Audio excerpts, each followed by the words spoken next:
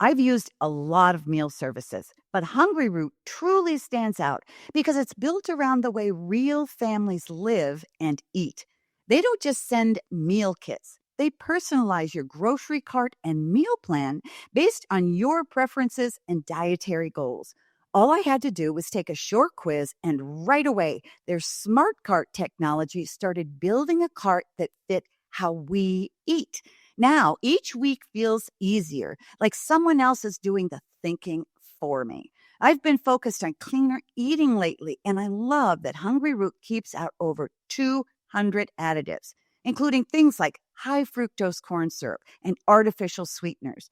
Their meats are hormone and antibiotic free, and the produce options include organic and non GMO picks. They also stock brands I already trust, like Oatly, Vital Farms, and Harmless Harvest. One of our favorite meals has been the teriyaki salmon with green beans, light, flavorful, and done in 12 minutes flat. Plus, I've noticed we waste less food, spend less time shopping, and even save money by skipping those impulse grocery buys. Take advantage of this exclusive offer. For a limited time, get 40% off your first box, plus get a free item in every box for life. Go to hungryroot.com/Dr. Meg and use code Dr. Meg. That's hungryroot.com/Dr. Meg. Code Dr. Meg to get 40% off your first box and a free item of your choice for life. hungryroot.com/Dr. Meg. Code Dr. Meg. This is Parenting Great Kids with Dr. Meg Meeker. If you gave your child a smartphone or tablet over the holidays, you may already be seeing changes in their behavior. Snapchat has so many dangers that parents do not realize exist, whether it's the ability to communicate with strangers, drug dealers, propositioning your children, the ability for them to just deliver fentanyl-laced pills to your home as easily and quickly as a pizza.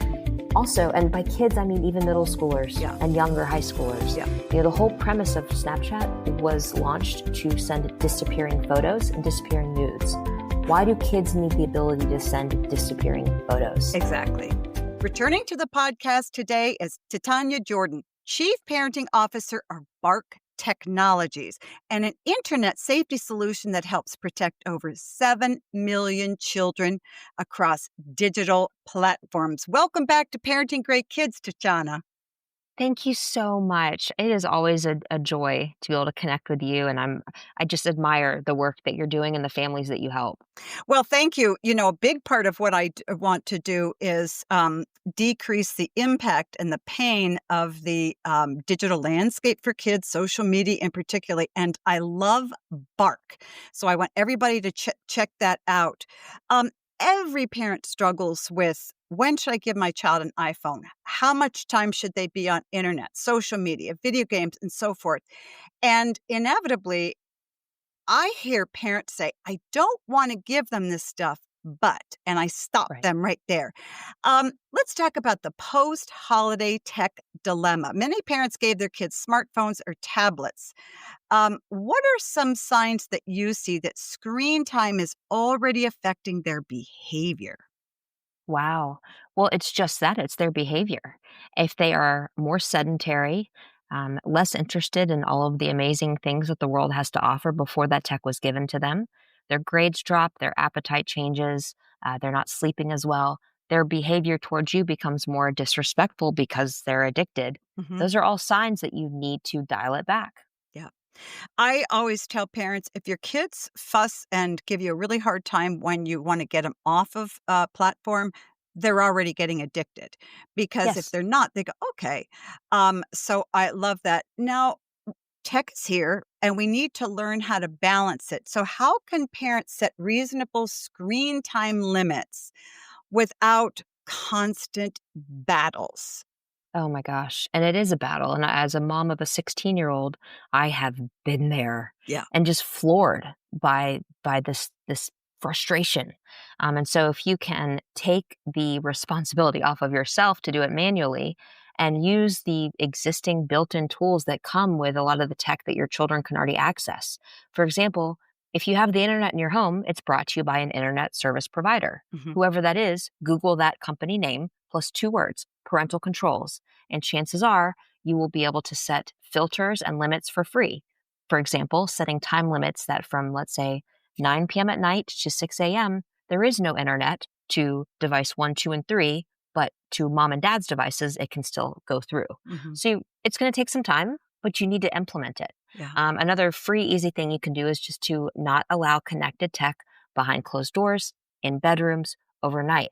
You can help children have a healthy balance with tech, which is a tool, neither good nor bad, but not just have 24/7, 365 open access with no filters and no monitoring. So are you suggesting that parents say you can't take your phone into your room or you can't take your laptop into your room, that there should be only certain places in the house that kids should be able to use their devices? Yes, I firmly believe that limiting tech access to common areas of the home, like the kitchen and the living room, so that a parent can at any time just walk by and gauge what might be taking place, is a much safer option. I agree, and I wanted to emphasize too, I think that parents often don't appreciate how dangerous many of these, mediums are. Like, believe social media is one of the biggest places where sex trafficking occurs because the creepers know exactly how to woo a young girl and to groom her. And I think that parents think, well, it's just kind of cute. They're talking with their friends and showing pictures. It really isn't. It goes much deeper. The damage goes much deeper.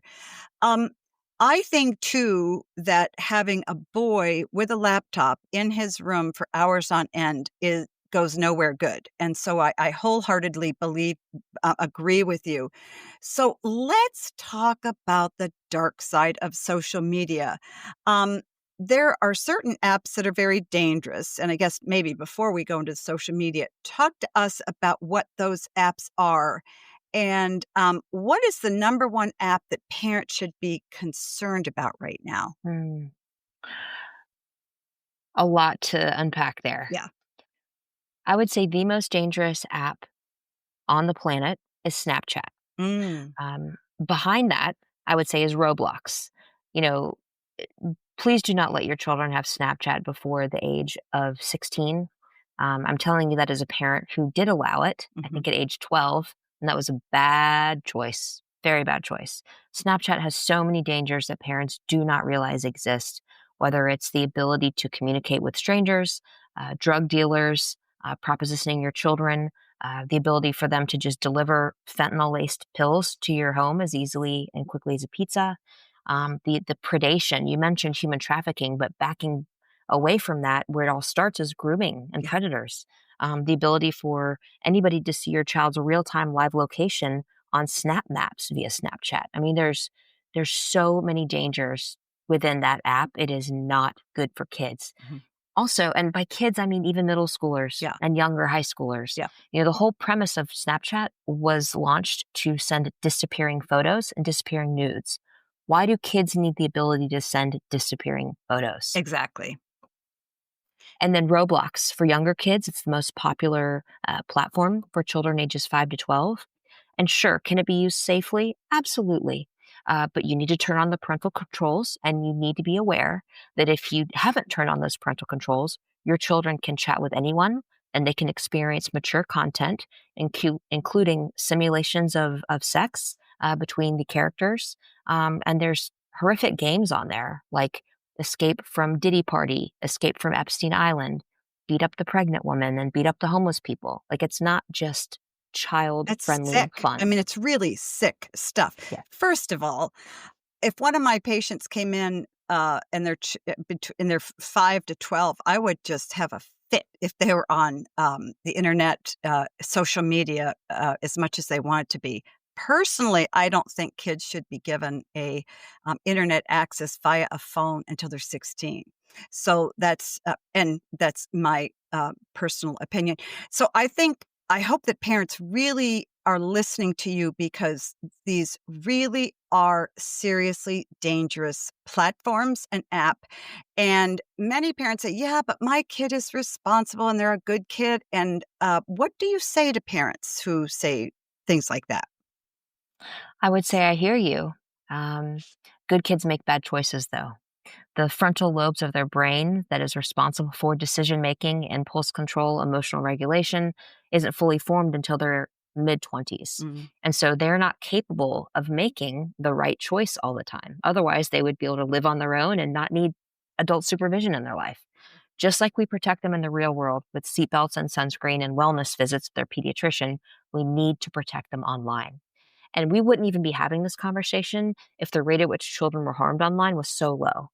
But we see the data. We see 70+% of children experiencing bullying, either as a bully victim or witness, about that same amount experiencing sexual content.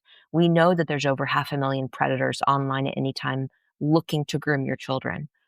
We know that suicide is the second leading cause of death in children, and these powerful addictive algorithms are pushing children further and faster towards these problematic behaviors and places than if they didn't have the access. So it's really not a matter of if, but when. And so you have to talk to your kid, and you can't think not my kid. Yeah.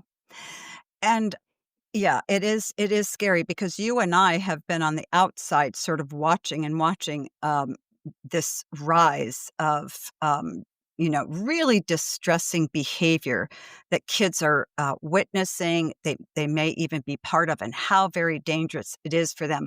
I don't know if you would mind talking about your personal experience and how you got into online safety. I would not mind at all. In fact, I recently released a book called Parental Control, tongue in cheek, right? Because nobody is really fully in control. Yeah. And that's kind of the point. Yeah. And in it, I discuss, my early childhood child sexual abuse. I'm a survivor, and so I have unique experience into how quickly it can happen through trusted people in your life. And even more so now online, right? If we let our kids have a phone in the bedroom, they take a few photos, they're distributed online, and it's a lot, right? Yeah. I share my personal experience with struggling with mental health, whether it was after the birth of my son and postpartum depression, to later on in life with suicidal ideation. And again, I didn't have these addictive algorithms to exacerbate those issues. And I just have a lot of compassion knowing what I've been through growing up in a time without all of that access, and how much more so are children struggling there.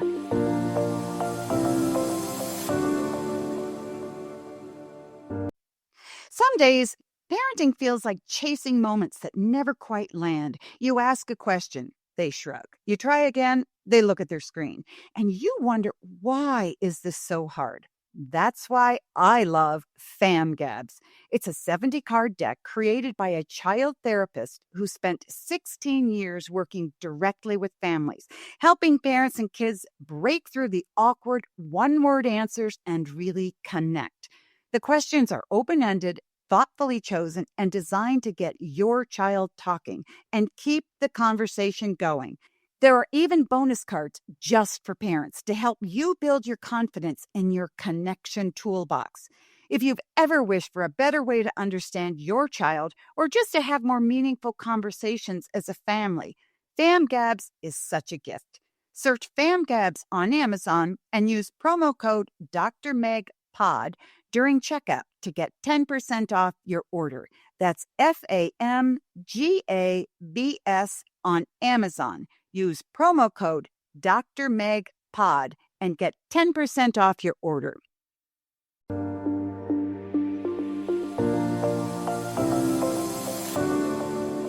So I combine my personal stories as somebody born in 1980 and then entered in the professional world as social media and the internet was really exploding. I had an amazing opportunity to join multiple tech companies and get a firsthand look at how the world was changing and how we could use tech for good and how tech was being used for bad. And then fast forward to my time at Bark.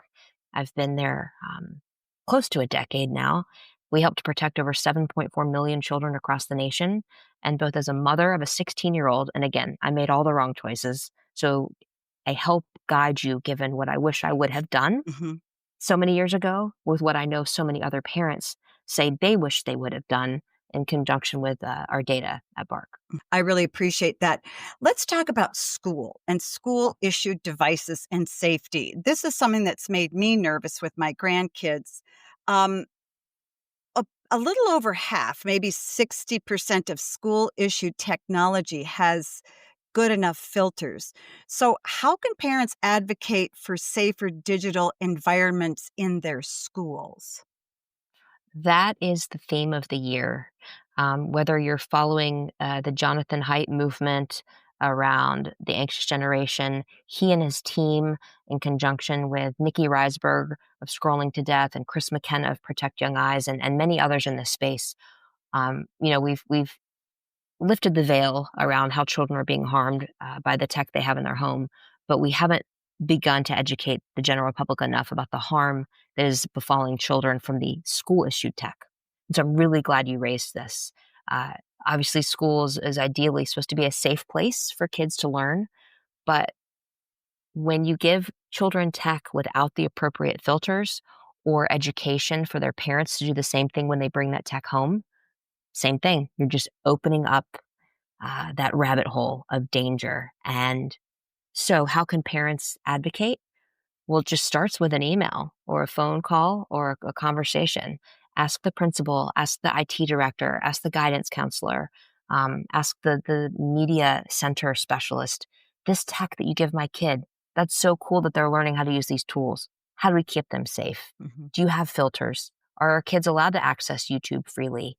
Can children use their cell phone to pull up a hotspot and circumvent the school's filters? It is like a game of whack-a-mole, but we can't deal with the hard things unless we talk about the hard things. Yeah. Well, kids shouldn't have their watches in school anyway. My daughter's a high school teacher, and she said it's one of the things that drives her absolutely crazy is that kids sneak them into the classroom, and she knows they're not paying attention. And she said, it's bad for them and it's bad for me because I've worked really hard to present them something. They're not paying attention. They're chatting with your friends it is really important for parents to stay on top of it. I do think a number of parents feel intimidated. And they feel, I don't know where to start. I don't know what app to use. I don't know how to get the internet or how to put on the safe enough devices and apps. So talk about that a little bit, if you would, just specifically what you would do if your child were 13 and in school right now. What would you say to the school and what would you encourage them to do?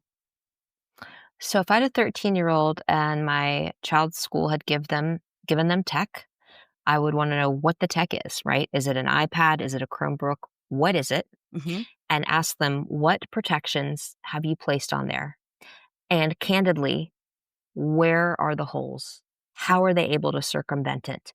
And can I put you in touch with people who can help you make it safer? Meaning, Bark, you can reach out to me. We give our tech to any school in the nation absolutely free. So it doesn't have to have a cost barrier. There's other entities that can also help. There's also the movement to just say, maybe we don't need to have tech at all, right? There's nothing wrong with paper and pen, Paper. paper and pencil. Yeah. Yeah.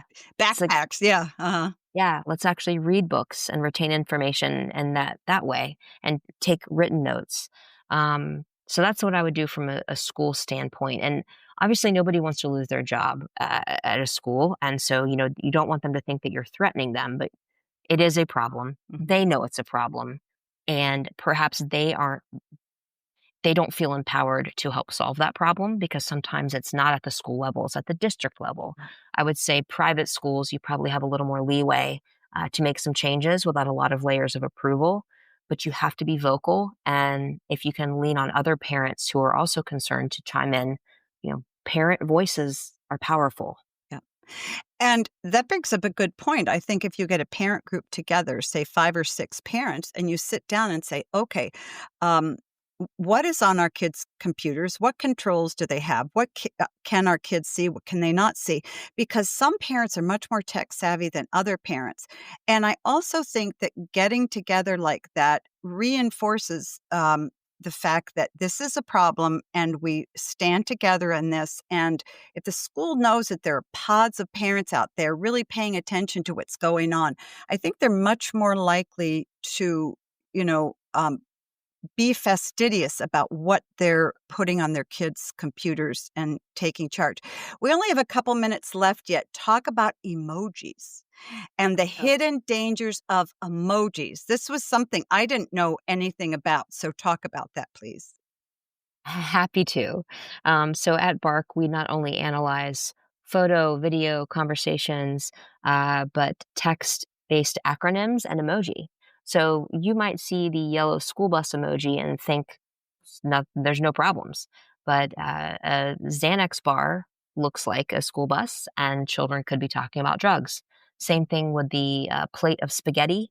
You might think, cool, they're excited for Italian food for dinner tonight. Well, noodles sounds like nudes, and so they might be asking for nudes.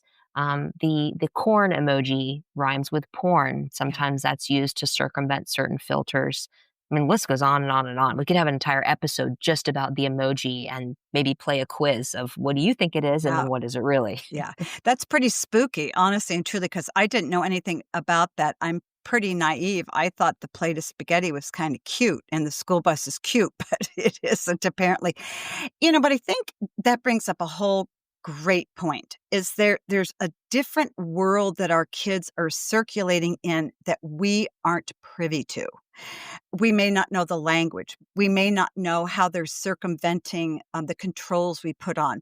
There's so much that they know that we don't know. And that's why it's really, really important for us to educate ourselves.